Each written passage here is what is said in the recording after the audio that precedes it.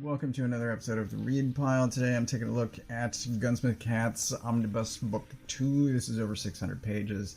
And I'll get into the details, but if it had ended 50 pages sooner, it would have been a clean break between stories. As it is, there are two lengthy stories in here, one that takes over roughly half of the book, another story that arguably continues that same storyline for nearly the rest of it, and then right at the end we get a couple of chapters of the next story, which does not conclude in this volume. So if you I don't know, man. I've already signed up for volume 3, so I will get to the end of that story.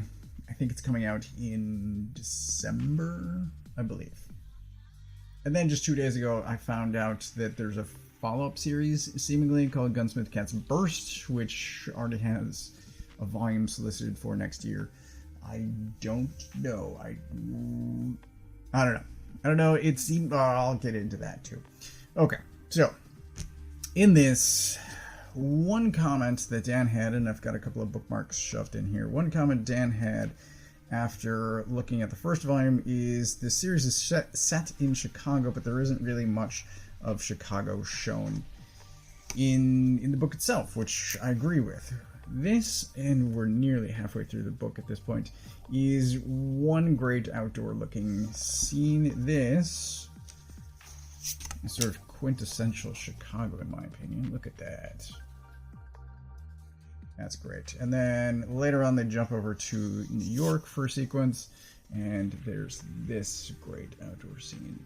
So he's right. He's right that not much of Chicago is shown. And then near the end of this we get some Chicago in winter, which I think is nice. We get a bunch of snow stuff happening. Driving in snow. There's this house. So all of this is great too. I like whenever... because movies rarely show off snow. Everything is usually, especially in comics, everything is usually sunny. You don't get much... even especially with Marvel, we've got a lot of characters in New York, but we don't really see winter that often.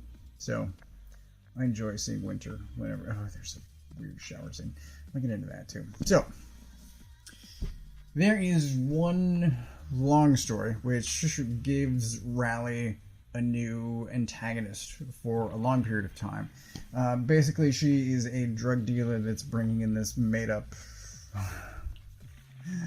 Oh, that drug is so weird. It's called kerosene, and it has some very strange properties. It is that one there. Her name is Goldie in the background. And this drug has some weird powers where basically you take it and then you're open to hypnotic suggestion, so people get brainwashed into doing things that go against their character. But Raleigh is fighting against that character specifically, and that character has this sort of obsession with Raleigh that leads down some very, very dark roads.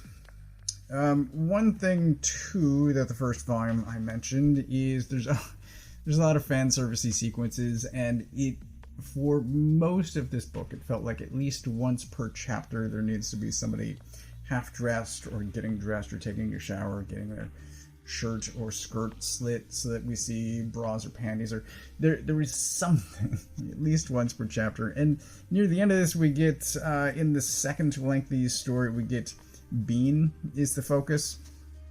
I think Bean is a great character, and it's Bean there. And for his sequence we don't get much of that, and then at the very end, I think I showed it off already, there's a completely out of nowhere, unnecessary shower scene between two sisters, and nothing's happening in the shower. They're just getting clean, but there's no reason the scene needs to be taking place in the shower at all, and it's just like, yeah, I wish just snippets of this could be taken out. I don't know, man, just some weird choices, but I do enjoy it. Like I've said, I've already signed up for volume 3. I find a great read, despite the just weird fan servicey elements. There's less focus on Minnie May. Has had a birthday. She's 19 now, and if that makes anyone feel differently about her past or her actions, and how much sex various characters are having, then okay, fine. Goldie, however, is real messed up, and I started to talk about her.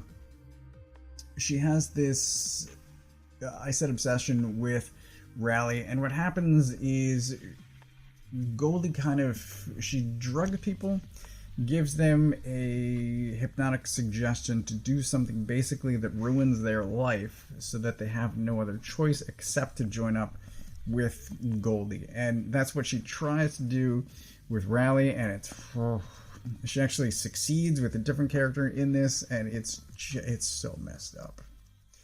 She is sadistic. But throughout all of this, there's some great car chasing, just amazing looking cars, and there's some fun gunfights, and it's a lot of fun despite everything that I'm saying is awkward and weird.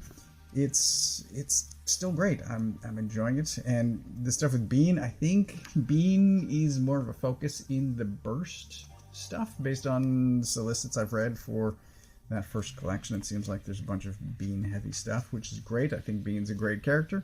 I would like to see more of him. That's him there. And Strip Club for some reason. But then despite everything, we also get some man butt.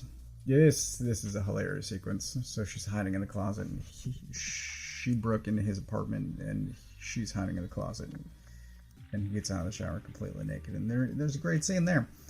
It's fun stuff. So, yeah, I've said this a few times.